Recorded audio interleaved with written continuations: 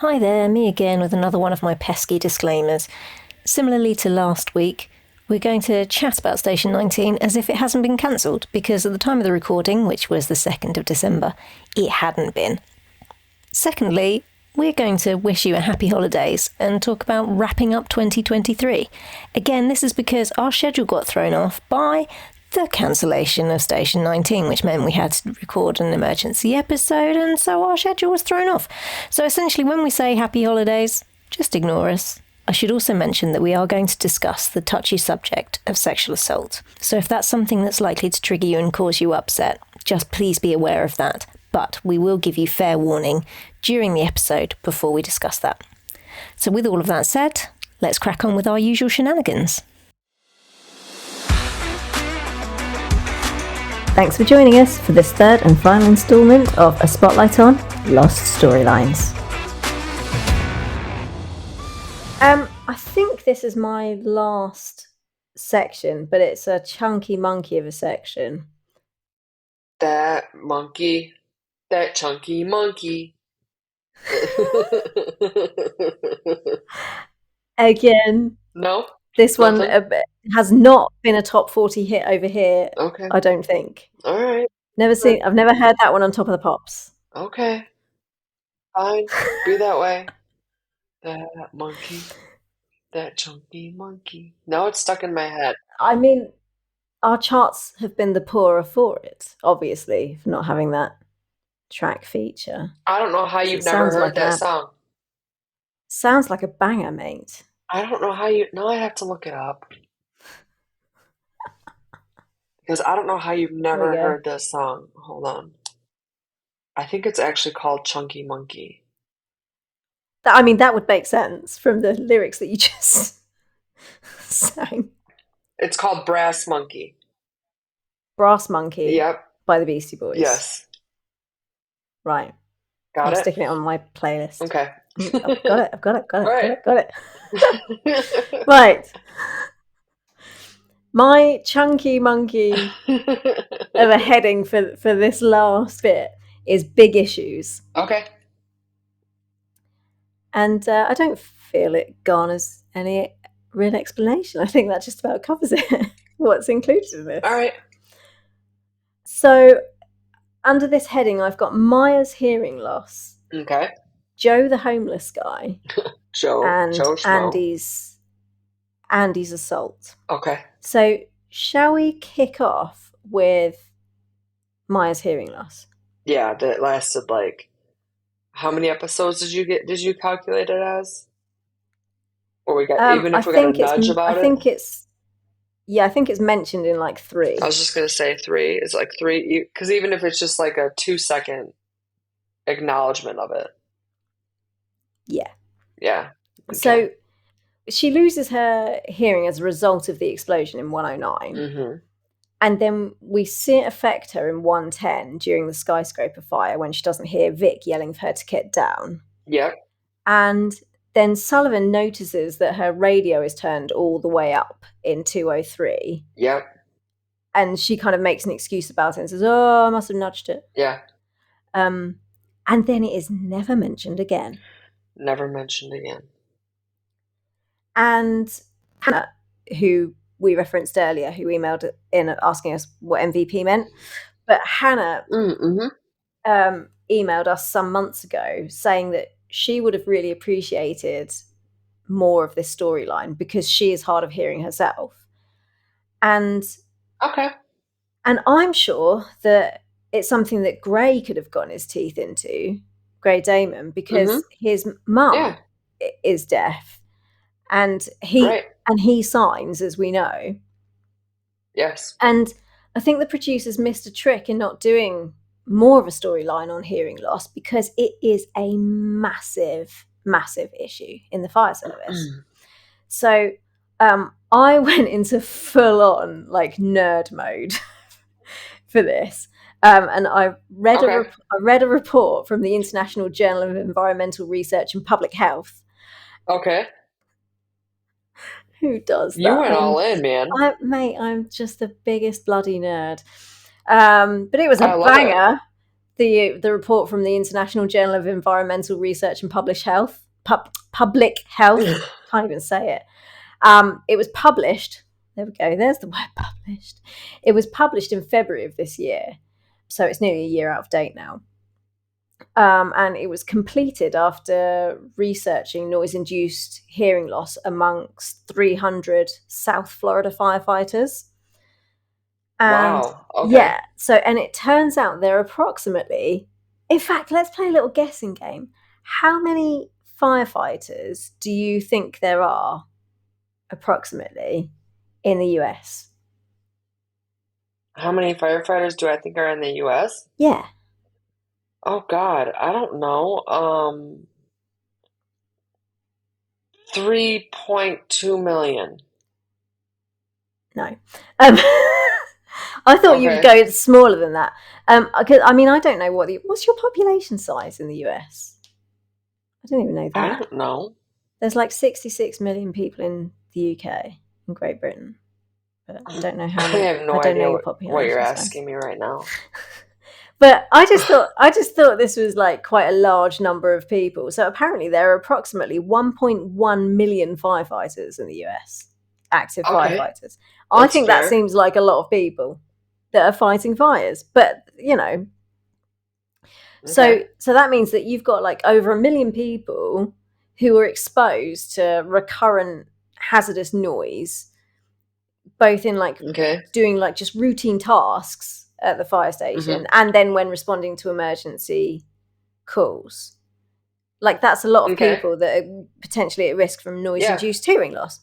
And they identified that there are sources of noise that can cause hearing loss, which are unique to the fire service and the fire service only. So things like riding Okay. a fire truck. So Okay. apparently you can damage your ears riding a fire truck, and that's with or without the sirens. So like it's already damaging enough Really? when the siren is off. Yeah. I mean, you think about how loud a bloody siren is when it goes whizzing past you, just for that second. So imagine when you're inside the thing, like you can see why that would cause hearing loss. And things like I can operating. imagine though without it operating though. Yeah. I can imagine. Apparently the engine's so loud. I've got a bit in my notes later on. I think the person that drives the truck has like more severe hearing loss in their right ear because of where the engine is placed in the truck or Okay. something. Like Okay. there's something in my notes later on, but I'm sure I remember that. But yeah, and then like operating the water pumps and the power tools, and then just things like checking the personal alert safety alarm systems and stuff. Having those, just checking that an alarm works every day. Right. It causes hearing loss.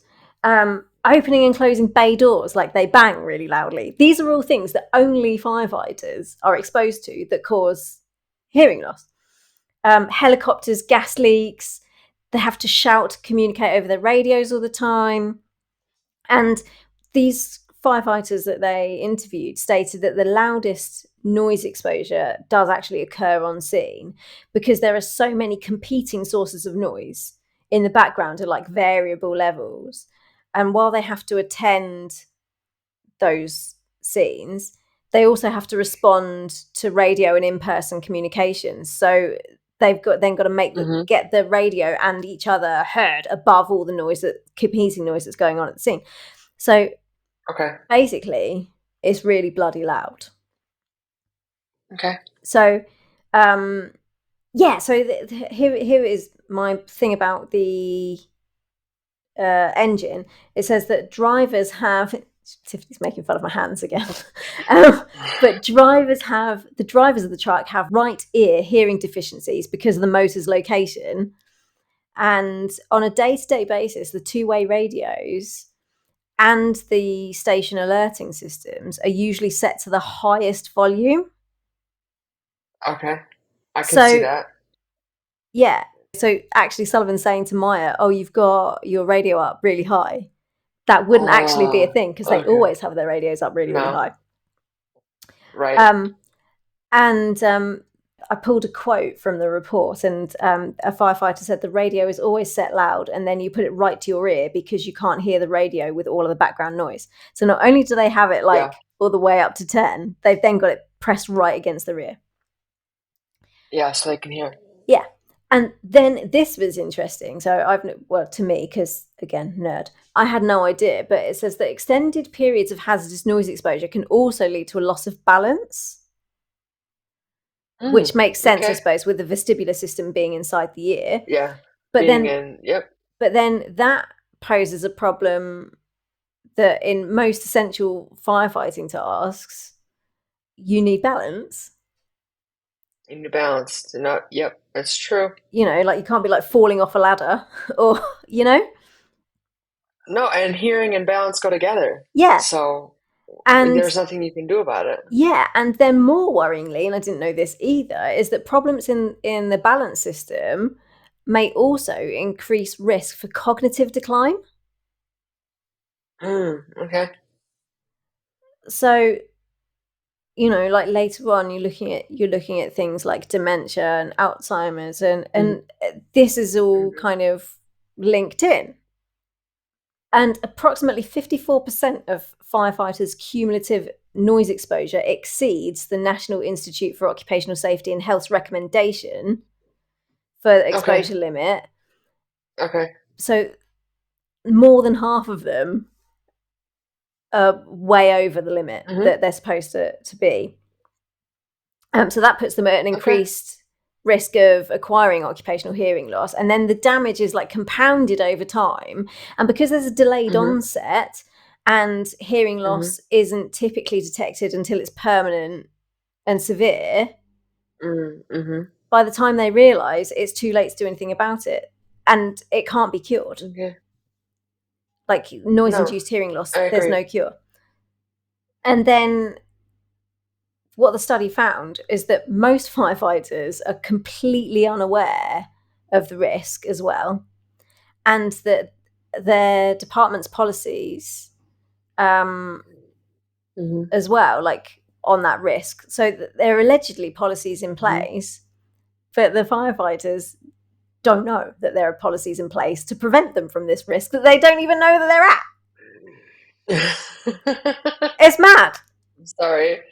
I don't know why I just thought that was so funny. They No, don't even know where they're at. Yeah, but they don't. And they don't participate in any like hearing protection practices. They actively avoid using things like ear defenders and stuff because they think that it impedes their team communication and their situational awareness.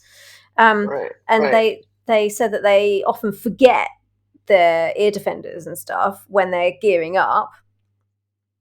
That they just don't see it as essential equipment. Like it should be as essential, right? Like put your boots on, put your turnouts on, put your ear defenders on. It should be like automatically done. Yeah.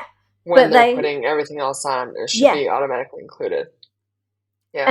And it's one of those things where there's some sort of like there's a gap happening somewhere because they acknowledge the significance of good hearing in firefighting. Right. The firefighters do. They're like, oh yeah, no, we do need to have good hearing. But they also say, oh, but we sort of forget the ear defense and stuff, and wearing stuff that's going to protect our hearing is often problematic. And so hearing loss is just kind of unavoidable and one of the consequences of the job. And it's a small risk compared to other more immediate hazards. So like, there's just like a gap in it somewhere that they kind of know it's a problem, but they aren't so worried about it that they remember to do anything about it. And then they kind of say, it's just one of those things. I don't know what the answer is. I don't know what the answer is, but it's a really big deal. And they spoke to these 6 like really high ranking officers who are part of like sort of safety, like they're sort of in the administration-y sort of safety bit. And each of them had more than 20 years of experience at the point that they were interviewed for this study. And only 3 of them indicated that You said 3 of them? Yeah, 3 of them indicated that like their kind of areas where they work had policies that recommended the use of hearing protection devices in morning equipment checks. But the other In the three, morning equipment checks? but the other three of them Okay. weren't sure. Yep. Bearing in mind they work in safety, and the other three said they weren't sure if their agencies actually had recommendations for the use of hearing protection devices, and indicated that any current policy that was in place was Uh-huh. mostly formal Uh-huh. and barely followed. And then all six of them said that the only real effort initiated was to include like hearing screenings within the annual physical exam. Wow. That's ridiculous. Yeah. I'm just wow. Yeah. I'm sorry. I'm honestly speechless. Like for something so significant, right? Yeah. To And just be like, yeah, they just basically like just blow it off. And yeah. all of the participants, all of them, so like 300 of them, indicated that they had no formal training on hearing protection. There is no standard operating policy in place across the board Wow. for the use of hearing protection, and the equipment that you would use is either forgotten, like I mentioned, or sometimes it's even unavailable. Yeah. Like even if you wanted to wear ear defenders, tough, we ain't got any. Wow. That's Melissa, that's messed up. It is really messed up, and I've got some statistics that show you exactly how messed up it is. So 74% of the participants said that they weren't concerned about their hearing at the time of the study. They were not They concerned? weren't worried, but 82% Okay. of the same participants reported having slight to extreme concern about hearing loss in the future. So they were like, we're not worried now, but we are worried that we will have hearing loss in the future. Later. Yeah. Yeah. So that's 82% said, oh, we're worried about hearing loss in the future. 74% said that they weren't concerned about losing their sense of balance in the future. So they didn't see the correlation between hearing loss and loss of balance. So they were worried that they might lose their ears, but they were worried about that, but they weren't worried about losing their balance. 83% reported exposure to hazardous sounds during a work shift, but 65% said that they either never or rarely use any ear protection. Wow. So These are horrendous. yeah, 54% of participants reported having ringing or buzzing in their ears, and an additional Tinnitus. 54% responded that they had muffled hearing. Mm-hmm. And Yeah, I believe it. 16% were already reporting experiencing imbalance, but I don't suppose they related that to their hearing. To the hearing, yeah, probably not. 82% of all participants reported never having received any information about noise-induced hearing loss at work. Oh my God. 20% were unaware of work policies or recommendations for hearing protection use. 10% reported a diagnosis of hearing loss. So Yeah, diagnosis. 10% Yeah. of them had already been told they had hearing loss. Hearing loss. 30% Yeah. of participating firefighters showed mild to profound hearing loss, which is a prevalence which is considerably worse than would be expected by like normal aging alone. Yeah, seriously. So that indicates if 10% have reported that they know they've got hearing loss, but 30% have already got hearing loss, that indicates that firefighters aren't even aware of their own hearing loss. Yeah, pretty much. Right, I'm nearly done on this, but I'll finish boring people in just a second. I've just got one like super important, like, and this blew my mind. This fully blew my mind. So the World Health Organization's hearing grading system of impairment of 26 decibels was used as the basis for this number, for this 30%. Oh, okay. Right? So they used, Okay. so if you've got impairment from 26 decibels onwards, that's the basis Yep. for this 30%. However, there's a more recent hearing grading system that's now promoted reducing the criteria of impairment from 26 down to 20. So they're saying that 26 decibels is too loud, and that the real scale should be, can you hear from 20 decibels and down? Okay.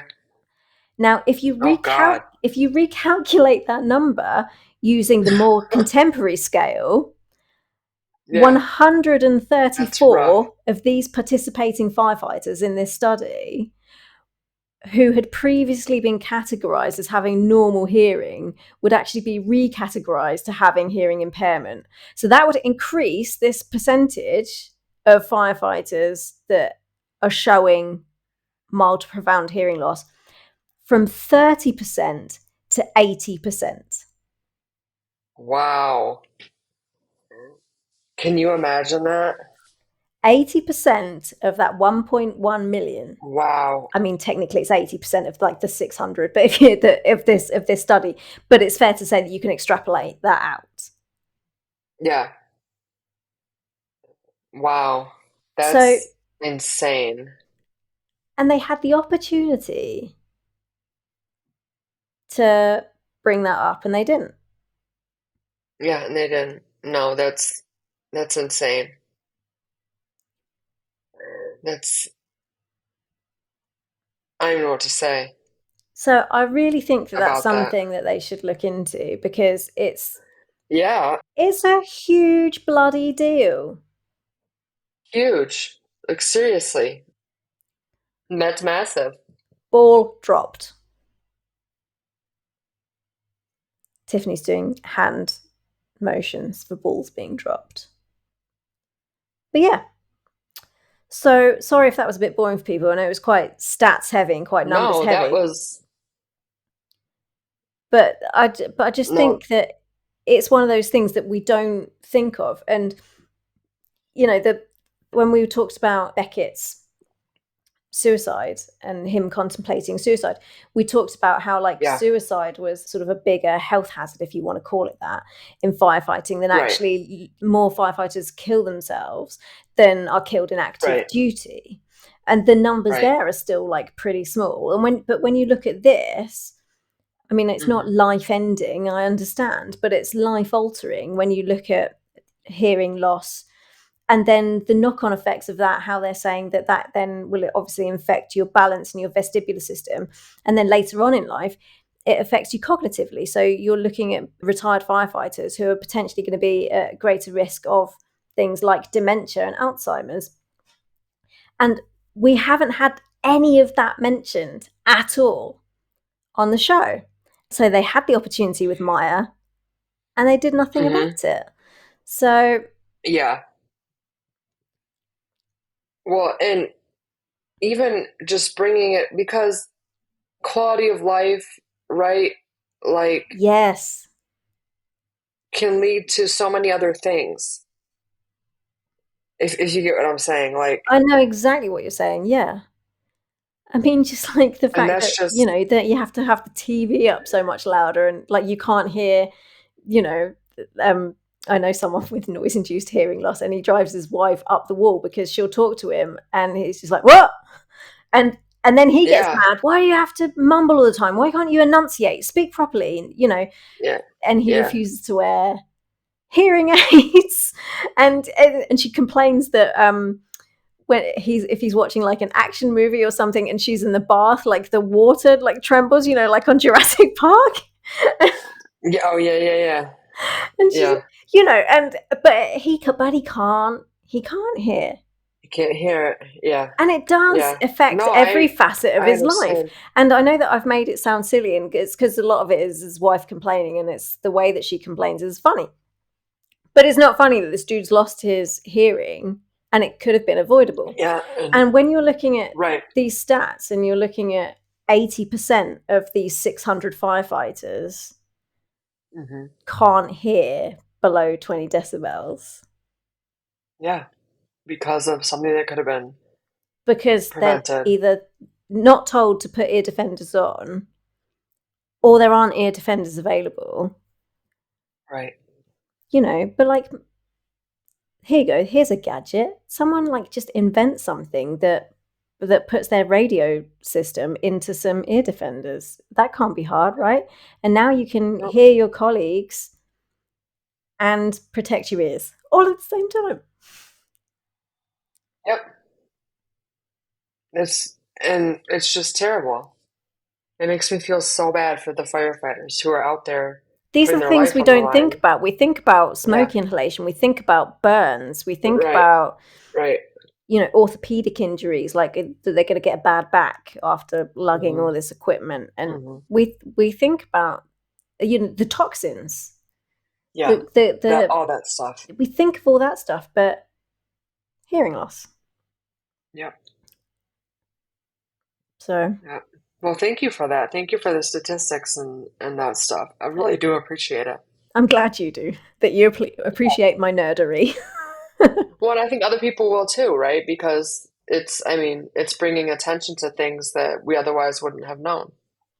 And, Danielle's sister's in the service. So this is... Yeah, for sure. So exactly. It would have been great for it to have been, it was fortuitous kind of that it was Danielle's character that had the hearing loss, since she's the one with a real life connection to the fire service. But I just think that they've done the fire service a disservice by not doing more around this. Okay. That's fair. Peter Page, hit me up, dude. I've got all the stats here for you. I'm basically an expert now. My consultancy fee is low. So I've geeked everybody out with my stats on hearing loss. Do you have anything else that you would like to add to this? No, like I said, I appreciated the stats. I mean, I wasn't expecting all that, but that was some good information. And gosh, I wish there was something we could do for it. You know what I mean? Like something we could do. Some sort of awareness, like that we could. Yeah. Yeah. Which I think is why they should put it on the show. Right. I agree. So. Yeah, Peter Page. It's not our job. God, it's yours, Peter Page. God, come on. But you can use Melissa. You can hire her. Yes. She's totally available. I am very cheap.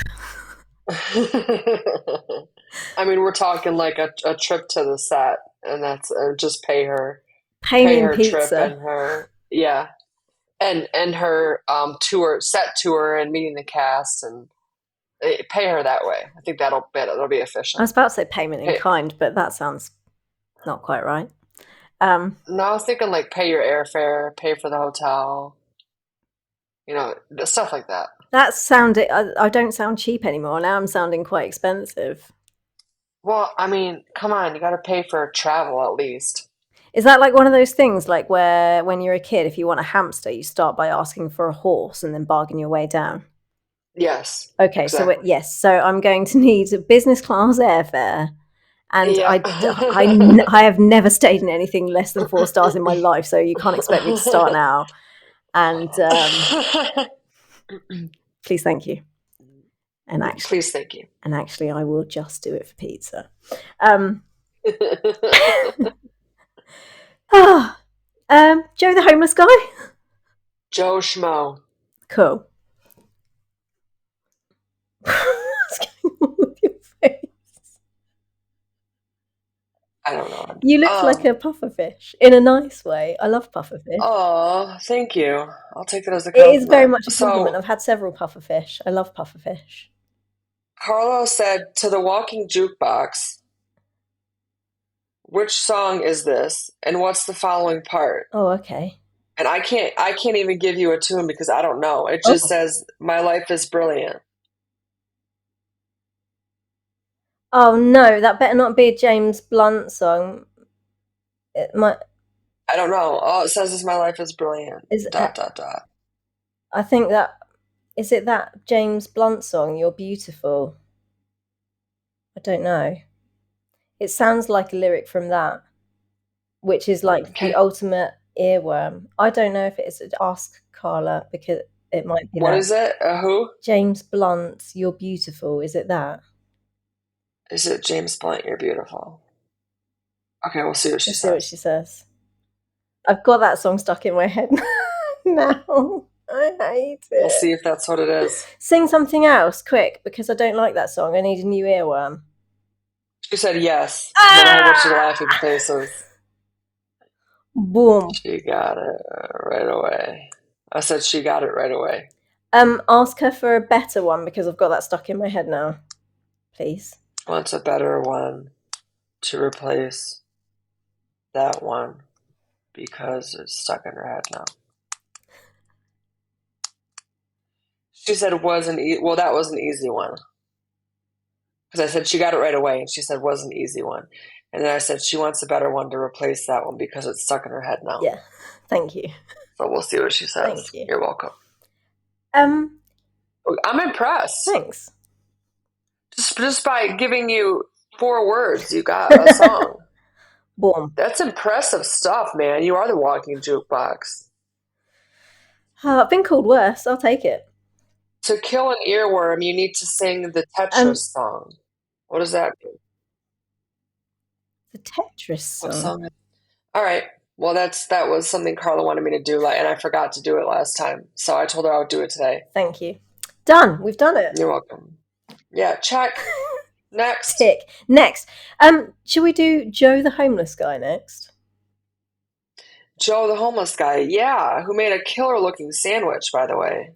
That takes some talent. I love. Do you know one of my sandwich looks great good. pleasures is a really good sandwich that's been made by somebody else, and they taste better. Yes, because I'm quite a good sandwich maker because I'm passionate. I love a sandwich, just absolutely love a sandwich, but it takes so much work to make a good sandwich that I'm kind of past enjoying it by the time I've made it. But if someone makes me an absolutely stellar sandwich, there's not much. It's been scientifically proven. No, it's been scientifically proven that the sandwich somebody else makes you taste better. Like they actually did a study. Amazing. And it's been scientifically proven that it's true. She sent me the Tetris song and I just forwarded it to you on WhatsApp. Oh yeah, it's just come through. That's a McDonald's advert. That's not it.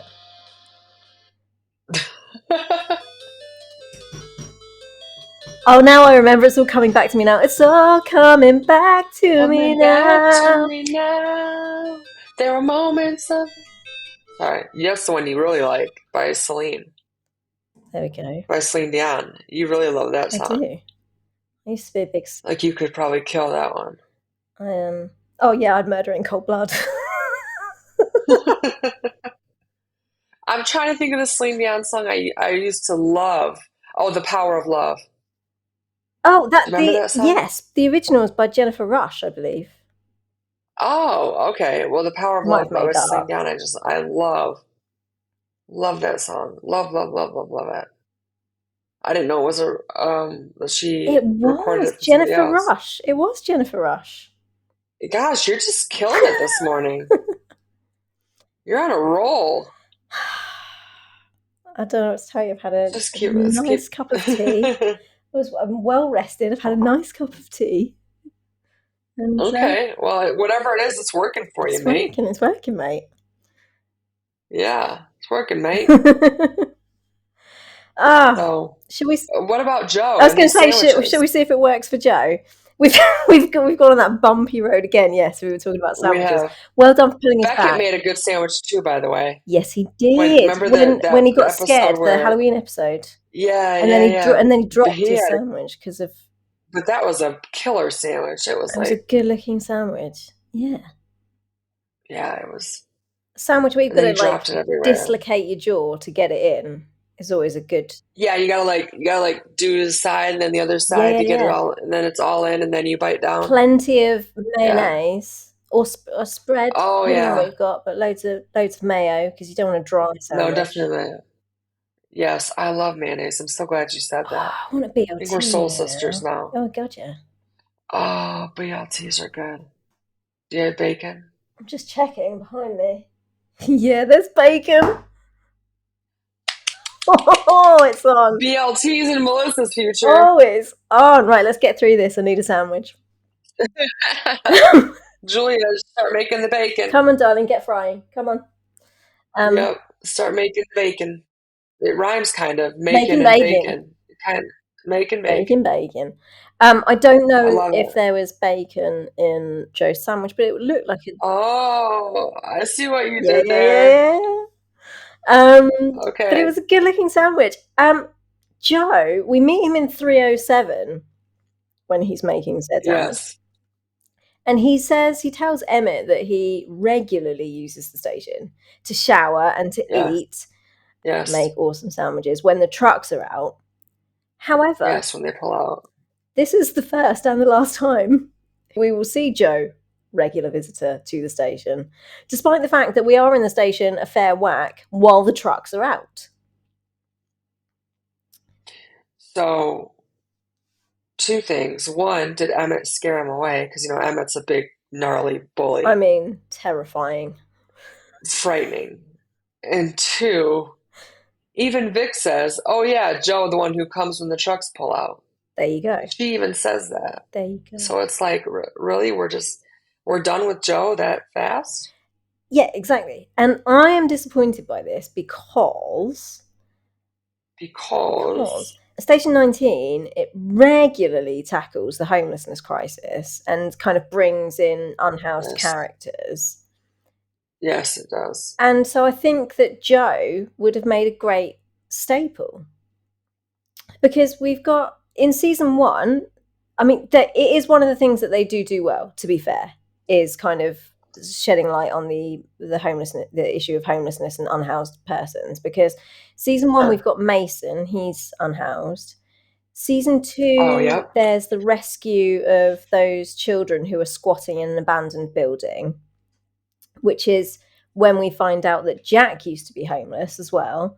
Season 3 is where we meet Joey Phillips, who will eventually be taken in by Ben and Miranda. Now, I don't recall any unhoused person storylines in season 4 because I think they were focusing on the coronavirus issue.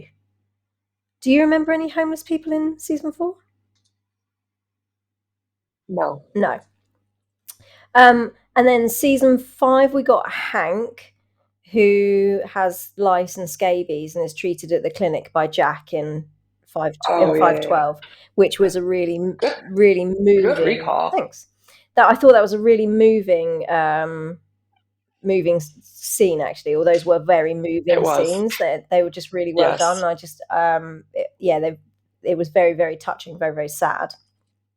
They were done well. And then in season 6, Jack ends up unhoused again because he's living out of his truck for a period of time.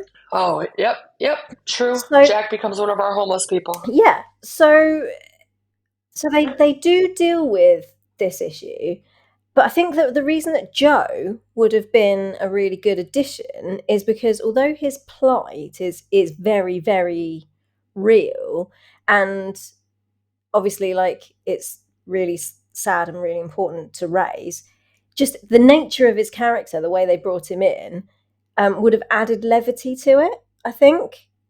So it could have been really funny for him to just like literally pop up from time to time. Like, if they I agree. If they just had a scene where they were all like chatting in the beanery, and then like in walks Joe in a towel and just like helps himself to a piece of fruit out of the fruit bowl and then just walks out again. How funny would that be? Yeah, and they all just kind of look at him, look at each other, and then keep doing what they were doing. Yeah, or he could like say something witty, or he could kind of add something to the conversation, right, and then just walk out again. And and it would have kept him in there, and then it would have kept kind of the whole issue alive that there are all these unhoused people everywhere, and that they're unhoused every day, not just the day that we see him pop up in the station. Like that's his life every day, is he has nowhere to go. Yeah, and I totally love when he's like listing all his problems, like that his friend died and one stole his tent, and he's listing all these problems. He hasn't talked to his kids, and then he goes, is this organic to the apple? Yeah, it's like, but you care if the apple's organic? Yeah, I just loved that scene. Yeah, Yeah, because then it's like, oh, they're going to make fun of me, like they're going to ride me for Yeah, this, yeah, and it's yeah, like, oh, yeah, that's your biggest problem today. Okay, mate. yeah, yeah. Yeah, and again, because it is kind of a big issue, I tried to like look into it a little bit, and I thought, well, Seattle's a progressive city, and Hit me with the info. I feel like statistics are coming. there's a few statistics coming. So, but I actually found Okay. it very difficult to find Oh, transparent data on homeless people. So it seems okay. like even though Seattle is a progressive city, they're not necessarily dealing with the crisis in a great way. Okay, I bet you I've kind of got a lot of information from LA because LA's homeless population is horrendous. Yeah, and you have like Skid Row and stuff. Yes. But the most up-to-date numbers I could find was from a spokesperson for the King County Regional Homelessness Authority. Okay. And they said that the Washington Department of Commerce most recently estimated that at least 53,500 people experienced homelessness in King County in 2022. I couldn't find any 2023 numbers. But King County is the county in which Seattle sits. So Okay. 53,500 people experienced homelessness, they think, in King County in 2022. Now, the city of Seattle did publish some stats on their Q3 numbers, to do with homelessness, but they seemed to kind of try and focus on showing how they've improved things overall. And it was by like half a percentage point at best, like reducing the numbers of homeless people. So it wasn't a discernible difference at all. Okay. And Seattle has a department that they call the Unified Care Team, and they describe it as a coordinating hub for more than a dozen city departments and partners working together to bring our unhoused neighbours indoors. So it sounds like quite fluffy and cozy and nice. However, when you look at the numbers that they're bothered with and what they're publishing, what they seem to focus on is like how much cleaning they've done and like how much they've done to make the streets look more sanitary rather than like housing unhoused people. Yeah. Just like, oh, we've made it look like the problem's gone away. Like the streets look a bit tidier now. Now, maybe I'm being unfair, but when I was looking for data, that was the only data that I found was like, oh, we picked up this much rubbish. So I'm not overly concerned with how much rubbish you've picked up as much as if you found somewhere to put these poor people who are outside freezing cold. Right. I'm not overly worried that the streets look unsightly. I'm more concerned about the lives of the people that are unhoused rather than like whether I have to like pick up a Coke can and put it in the bin myself. Like, you know what I mean? Yeah. Yeah, for sure. But the city counted what they call verified homeless tents. So this is to do with their Q3 numbers. So what they call verified homeless tents, they counted these in September of 23 and found 475 throughout Seattle. And that had increased by 17.6% from the 404 tents that they'd counted in the second quarter of 2023. So actually the number of homeless people has gone up even though we picked up all the Coke Seattle. Cans. And what a verified homeless tent is absolutely beyond me.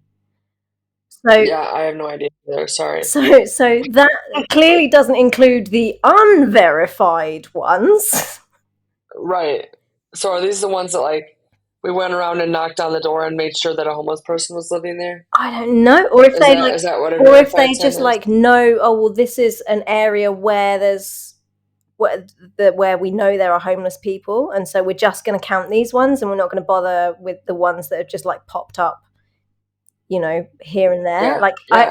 It made no sense to me that you would call something a verified tent of a homeless person or an unverified tent of a homeless person.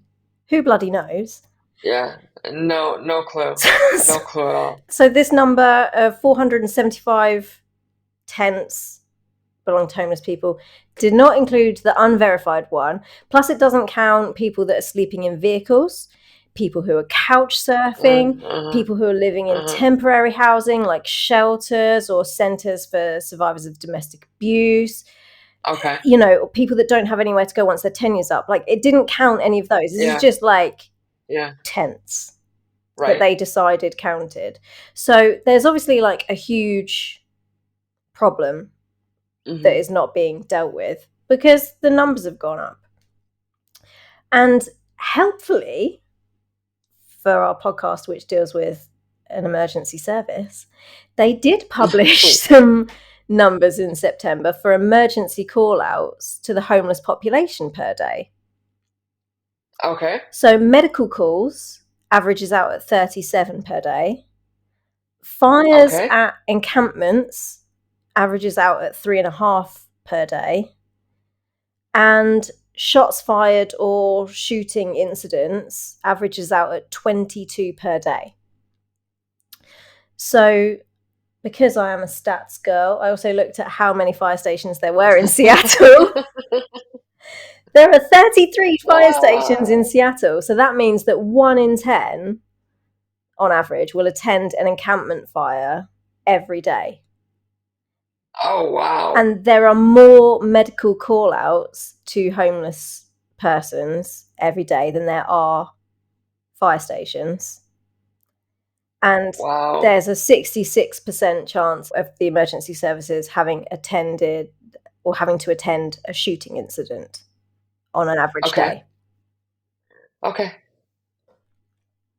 So it's huge. Homelessness is huge in Seattle. So I can see, It is and it's massive for the emergency services. When you look at those statistics, like how many fire stations there are and how many call-outs, medical shootings, and fires per day, you can see why fire stations, such as 19, 19 would have such a it's just a natural reaction. You can't help it. No, you can't. There's nothing you can do about it. It's a body's natural reaction. But you can see why, like, you could almost argue that it's not mentioned enough, because when you look at those stats, that there's a 66% chance of them attending a homeless encampment where there's been shots fired. You know, there's a 1 in 10 chance that they're going to go to an encampment fire. There are more medical call-outs than there are fire stations every day in Seattle to a homeless person. So you can see why they bring it up so much, and you could argue that they don't cover it enough when you look at the statistics. Yes, I agree. And you could argue. I love when you say things like you could argue, because it's like, yes, you could. That would be I love it. That would be the lawyer in me. One could argue. I love it.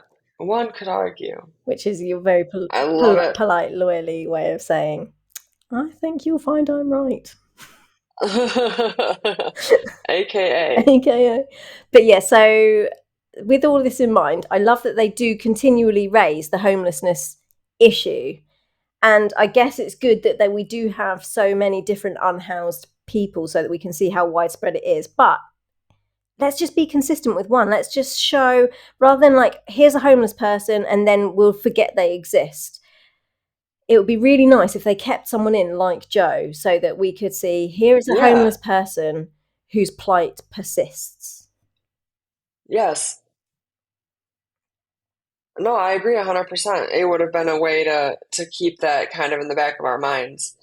And, you know, even how they and they used to, which I haven't seen in a while, at the end of the episode, they would kind of say, like, if you know someone going through this, or you need resources for this or something, you don't even see that anymore. Do you know? Which, you know, they could, I haven't seen it. Because I watch it live, and I haven't seen it, you know, or even to say, if you want to help make donations or something, visit this. You don't see that anymore, and that's a bummer too. Because that would be great if you want to donate. You know, we have a homelessness charity over here called Shelter. So something like that would be great. Like at the end, 1 in however many people will experience homelessness. Yes. If you want to donate, yes, here's where to shove some money. yeah, no, I agree. And I mean, with how many watchers they have, imagine even if just a couple do it. Yeah, even if 1 of every 100 was moved. Yeah, with how many give a viewers couple they of dollars. have. Yeah, it could make a huge difference that's not being made right now. Yeah. So good point, mate. So let's make a plug. Yes, and especially with the season being what it is, it's particularly cold and it's going to be particularly lonely for some people that don't have family and friends around them, that don't have that kind of community. So in the UK, you can donate to shelter. We always give some money to shelter through my place of work. So I will be sending some De Niro their way. You can donate to shelter. If you Google shelter, I'm sure there'll be some info there about how to throw some money in their direction. Can you Google something for the US? Yeah, of course I can. Thank you so much. Okay, I know nothing about this charity, but I've just Googled US housing charities, and there's one called the National Alliance to End Homelessness. It says it's bipartisan. Okay. Which always sounds good to me. Okay. All right, guys. They're based in Washington. They're based in Washington. Oh, they're based in Washington, D.C., but that's even better. Yeah. I thought they were based in Washington. That would have been really cool. For a minute there, and then yeah. So National Alliance to End Homelessness, and their website looks pretty cool. It says you can join their advocacy effort. You can start one of your own. They can get you in touch with your congressperson, or there's a big button at the top that says donate now, so you can give them some money. So if you don't have any money to spare, it looks like you can donate your time, or get in touch, as I say, with your local representative, and give them hell if you don't have any money to spare, which is always good. We can do that. There you go. Easy peasy, just to write a grumpy letter. So there we go. There's our plug. Yep, there's our plug. Awesome. Do you have anything more to say about Joe and his generous sandwich? No, I don't. I'm glad he got a sandwich, and I'm glad he got some pants. I'm glad he got a shower and a sandwich. Yeah. Yeah. I've only got one more thing on my list to talk about, and it's a bit of a heavy one. Okay. And I should probably tell folks I'm going to... Disclaimer? Yeah, I'm going to now talk about Andy's assault. Oh, so if there's a trigger. So if that's the sort of thing that triggers you, you might just want to skip to the end when we do our little... We've got some little summing up questions. Mm-hmm. So don't bin us off completely, but you might want to skip to the end if this sort of thing makes you uncomfortable. Yes. So I thought that the episode itself... Does it make you uncomfortable? No, I'm okay. Okay. I'm okay. But thank you for asking. Of course. I thought the episode itself was absolutely fantastic. I thought it was brilliantly done. It was. I can't say enough good things about how they showed the process, how the survivor of the assault is violated over and over again, how much their body and their mind is put through, and for the presumption to always be that they probably brought it on themselves somehow. They kind of went down there, well, you were drinking and you did kiss him back. And if the perpetrator ends up injured, then the survivor very quickly goes from victim to enemy number one. And any compassion that anyone might have had for them initially just then goes out of the window. So I thought that was brilliantly dealt with. I loved the small details in that episode, like Karina making sure that nobody touched Andy. Yes. She was always wait a minute, hold on, you pushing people back, make sure you don't touch her. Yes. Karina was great in this episode, and so was Jana Lee Ortiz. They were just amazing.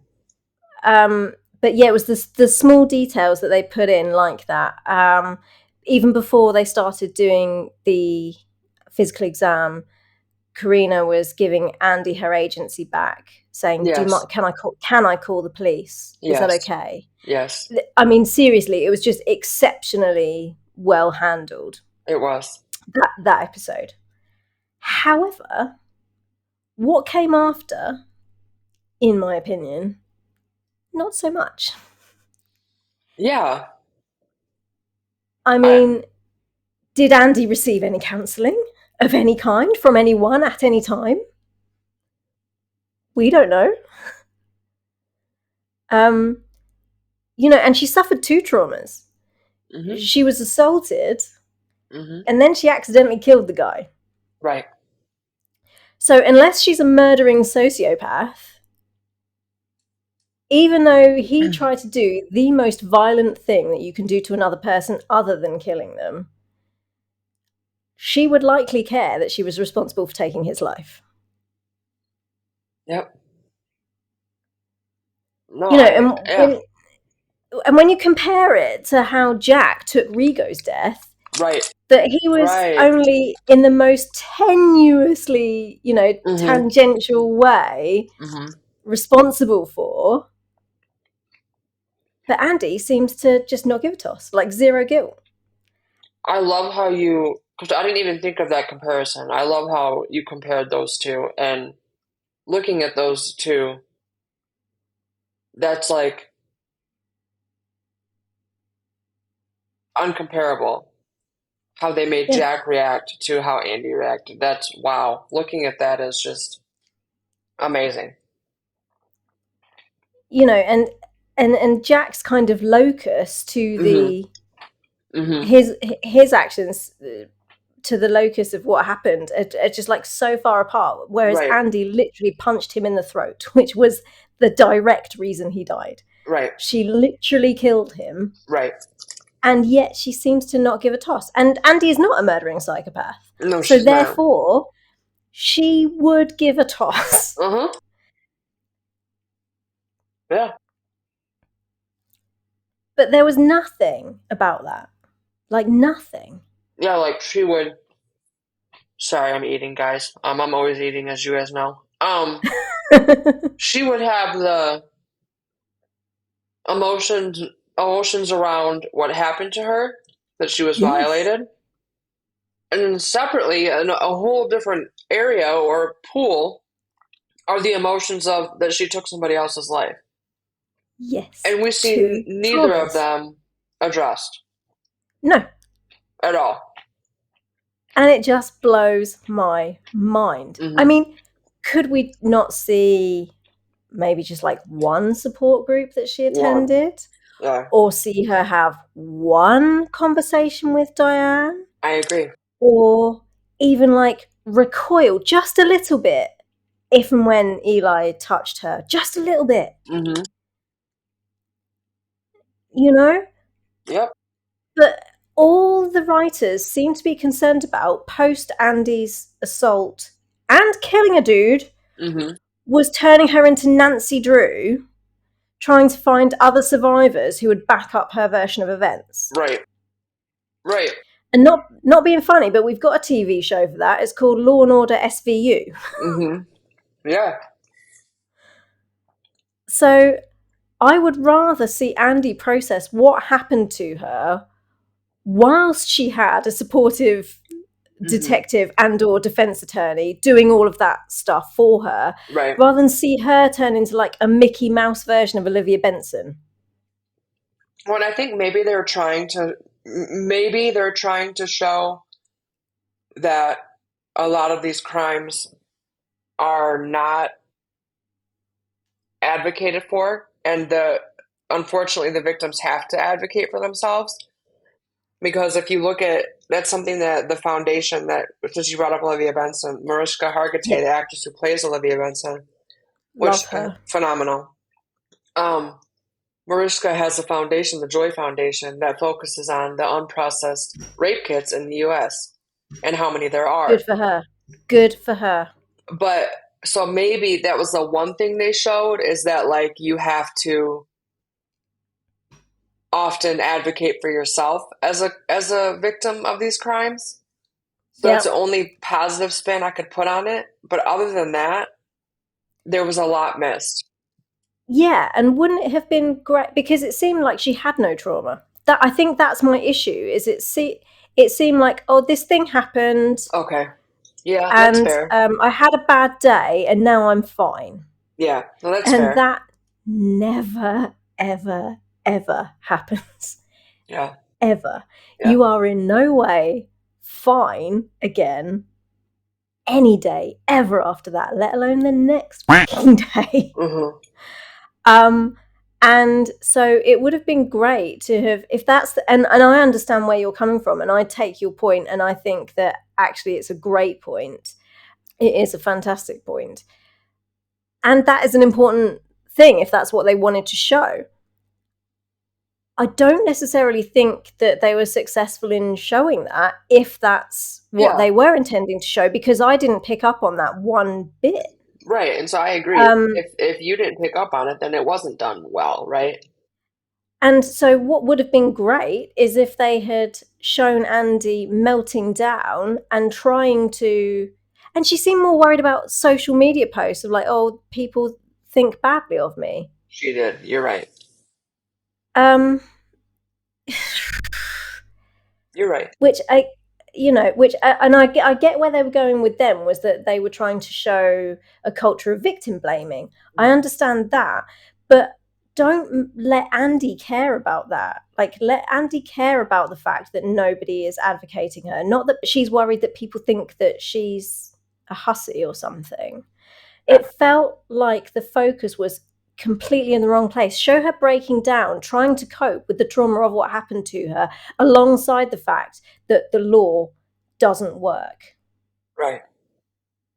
Right. I agree. And if anything, this episode showed how we don't focus on the victims enough and their trauma enough. And I guess that's the one thing it was successful in the fact that we don't focus on these things and give them the attention that they need. Yeah, and these are stories that need telling. Yes, they need to be heard. And telling the story in this way, it just felt like a non-event. This thing happened to me, but I killed the guy, and so now everything's fine. Right. Apart from my legal woes. And that's just not right. It's just not right.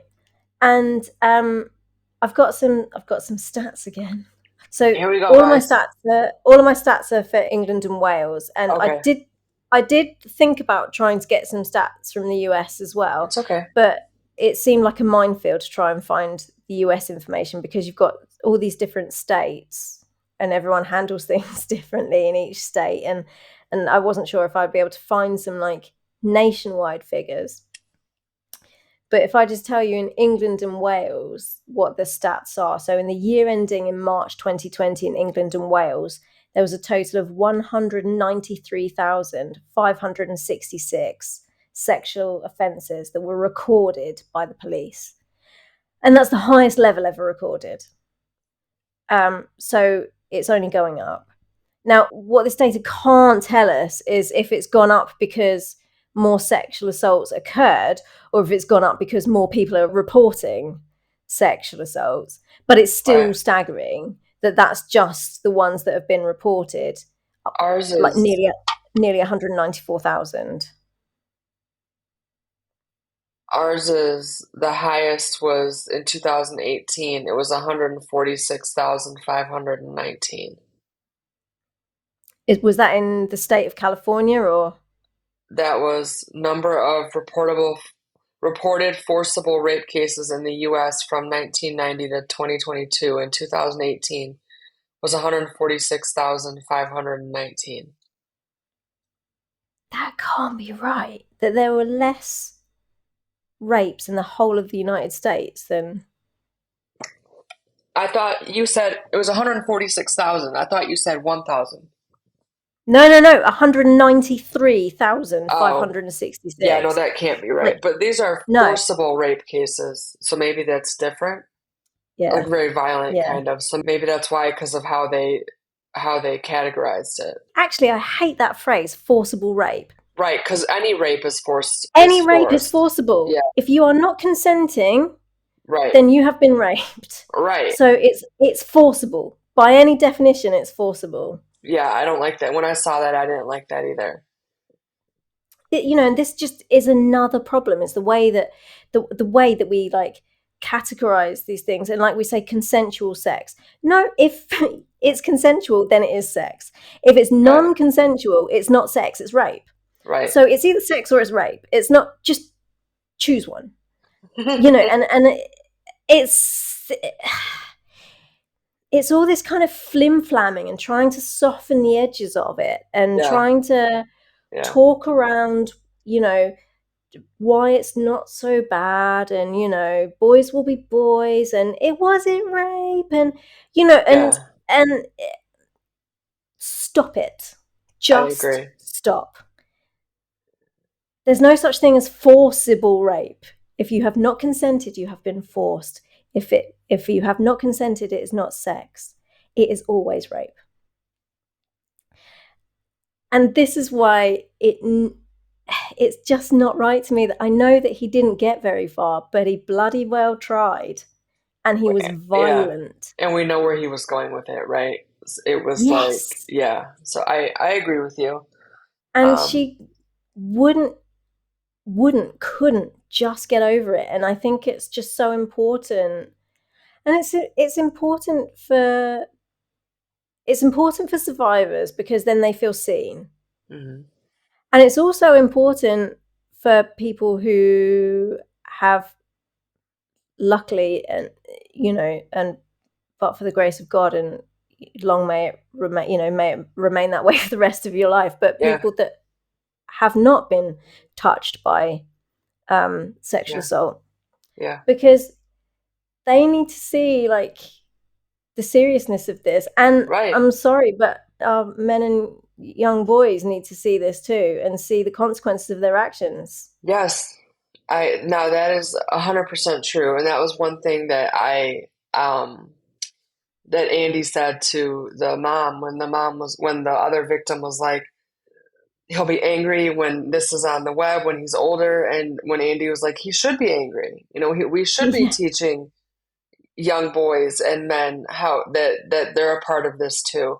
And so I really appreciated how they did shine a light on that and that part. So there were some small good takeaways, but do more. Yes, show us. It's not enough it's not enough for her to just be fine the next day, like to have a breakdown in the bed with Jack, and then the next day just like be all Nancy Drew, I'm just gonna like eat a donut and no, like, please show us. Like, it's important for people to see that this is a destroyer of lives. Right. No, I agree. I'm just trying to point out the little positives. Yeah, no, please do. Please do. I need you to temper me. But going back to my little stats, there were decreases seen in the numbers ending March 20 and 21. Oh, the pervs back a little bit. Likely because of the national lockdown restrictions. Mm-hmm. Yeah. So that, but the number of sexual offences recorded by the police has been increasing since the year ending March 2012. Mm-hmm. And they only dipped for those 2 years during the pandemic. So the most recent increase is in line with trends that were seen before the pandemic, that it's just going up. Okay, got it. And just six more little stats for you that come from they're very short, but they come from the Cambridge Rape Crisis Centre, and their data shows that 1 in 4 women in the UK have been subjected to some form of sexual violence since the age of 16. Okay. 1 in 4 since the age of 16. Wow. Okay. That's crazy. 1 in 6 children have been sexually abused. Oh my God. 1 in 18 men have been subjected to some kind of sexual violence since the age of 16. Men? Men. Yeah. Oh man. And And I love how you showed both. I think that's an equally important thing to highlight. yeah, of course, of course. I mean, it's not just. I mean, obviously, it's predominantly women. When a lot of people I don't, mean, they don't feel like the other way can be um, viewed that way. There are a lot any of, and it's wrong. yeah, but any form of unwanted sexual Hmm. touching Hmm. is an Yeah, assault, and so it's an assault. you Yep. know maybe the power dynamic, generally speaking, goes in the other direction, just Yeah. because of men's physical size Right. and place in the world, because we do live in a patriarchal society. But that doesn't mean that they can't be victims as well, and that shouldn't be taken seriously. And this is an absolutely horrendous number, but this Cambridge Rape Crisis Centre found that 798,000 women across England and Wales are raped or sexually assaulted every year. So that's 1 in 30 women. Wow. And Wow, that's 94 crazy. yeah, 94% of survivors of rape or attempted rape are women. 94%. Yeah, so only 6% of the people who are raped or who have an attempted rape perpetrated against them are not women. So, Wow. yeah. But, I mean, worryingly, an investigation by the UN Women UK, so it's like the Yeah. UK branch of the UN Women's Foundation, Yeah. found that 97% of women aged 18 to 24 have been sexually harassed. That's crazy, Melissa. And a further 96% don't Hmm. report those situations because of the belief that it won't change anything. Yeah. And that's crazy too. And what you were saying about, you know, the rape kits that aren't dealt with, and the way Yeah. that victims aren't advocated for well enough. Over here, a report found that almost 70% of survivors who do report drop out of the investigations Yep. due to the trauma of the case, having to relive it Yes. over and over again, being painted as either to blame or partly to blame, the length of time that it takes Yep. to go through these things. So yeah, I appreciate you picking up on the things that they did do well and the things that I maybe didn't give them credit for. Hmm. But it's just my opinion that overall, looking at all of these numbers, looking at the kind of epidemic of sexual harassment and sexual assault overall, and if they really looked at the detrimental effect that this has on the survivors, Yes. that's lifelong, like maybe drop the Nancy Drew and give her a chat with Diane, take her to a support group, Yeah. Yeah. No, I agree with that. show us what it really does. Yeah. No, I agree. I was just trying to show some of the small No, and things that, I'm always pleased that you do that. I'm always pleased that you temper me. yeah. So, um, okay, awesome. Well, thank you for sharing those statistics. I really appreciate it. That's okay. I mean, they're bloody scary. 1 in They are, 30 but they're women in important the UK, but that we hear. yeah, And yeah, that's just the UK. We're not looking at the world, the United States, the different states, because there's like what, 52 states. We're not even looking at that. That's just the UK, guys. yep. So, yeah, And we're a population of 66 million, so that's a hefty number, yeah, like nearly 800,000 every year. yeah, yep. Well, that was a Wow. bit of a Debbie Downer, wasn't it? Should have done that in the beginning, so we could have kind of went, you know. Yeah, yeah. But But I it think sounded like that you were doing a we've song. But but The Netflix thing. Dun-dun. Yeah, exactly. I can't think of any forgotten storylines that we've forgotten. I think we remembered most of the stuff that the That people was that so get paid to funny. do on the show forgot. What do you think? Yes, I agree. And if we did, go us. Yes, Like we should absolutely. get paid or an award or something if we remembered it, if we got them all, because Yeah. we're Thanks, remembering Peach. things that the Hi, writers didn't Peter. remember. Yeah, and if we forgot any, guys, tough. You had your opportunity to let us know Yeah, to beforehand, send us a message. and you didn't. So, Yeah. Yeah, because we got them all, um, right? You wrote them all down, the ones that, because we did get a couple yeah, messages. oh, Okay. yeah. I wrote them. I wrote them all down. Okay. So, shall we summarize? Because we always do like our little questions at the end. So I Yeah. came up with some fun questions. Well, what I think are fun questions for you to sum up this episode. So, Okay. what do you think was the most pointless pick up and drop? Like, what was the most pointless thread that they brought in and then dropped that they shouldn't have bothered bringing in the first place? Gosh, that's tough. I only ask tough questions, Tiffany. You do. That's really tough. Most pointless thing they brought in and then dropped. Oh, geez. Probably some of the conversations with the DA were kind of pointless. Yeah. If I had to pick some, I can't pick a specific one because my mind can't get that specific right now. No. But probably some of the conversations between the DA were just kind of like, okay, was that really Extraneous. necessary? Yeah. Yeah, Yeah, exactly. yeah. I said Ben being asked to quit firefighting. It Okay. was pointless. Why did Hmm. they even bother? It was one episode and it was completely anticlimactic end. Oh, let's just not tell them that I'm going to be a firefighter. Come on, dude. Is there a dropped storyline that you just don't care about? Like you're just chuffed that they dropped it. Like, yes, let's drop this one quickly. Drop it and run. Yeah. Well, it's hard to say after we advocated for each one and like why it was important. And now I got to go back and be like, well, that was True. And stupid. now you've got to change it. But I mean, that's a valid answer to say no, that you think that all of them were worthy of Yeah. continuing with, if that's what you know.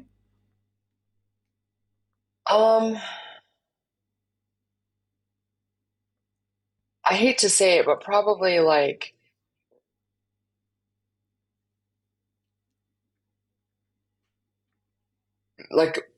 you're gonna kill me. But No, no. like Mason, like Maya's family, Yeah. probably that. If I had to pick one, I mean, you probably don't have to, but sure, I go for it. know, but if I am saying if I had to pick one, if I felt that Yes, way, yeah. probably Mason. I said the gadgets. Okay.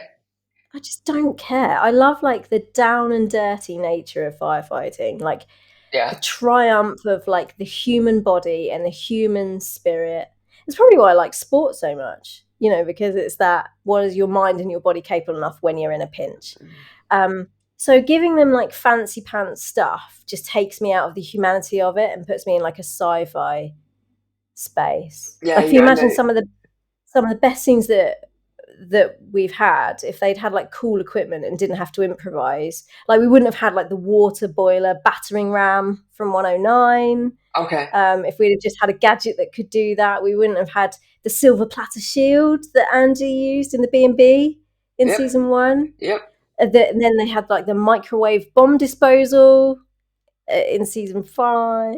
Yeah. Was it season 5? Season 4. Season 4. Yeah. So like if we had gadgets for all of that stuff, then we wouldn't have had all the cool The improvisation fun, cool. and the and people having to really sweat it. So Yeah. I don't care about the gadgets. Like I'm glad they dropped that. Okay. Do you have a storyline that you hope they pick up again?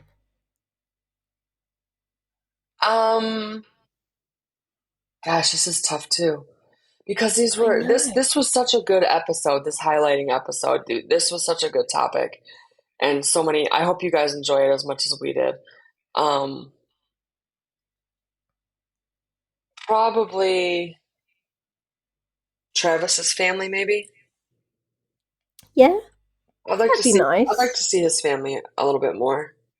Yeah, and Travis, I think, tends to be underserved as a He character. does. So, He so does. that would be Yeah. nice. That would be Yeah. nice. I cheated in giving my answers because you know what Oh. I'm like. I can never just pick just one, and there are so many.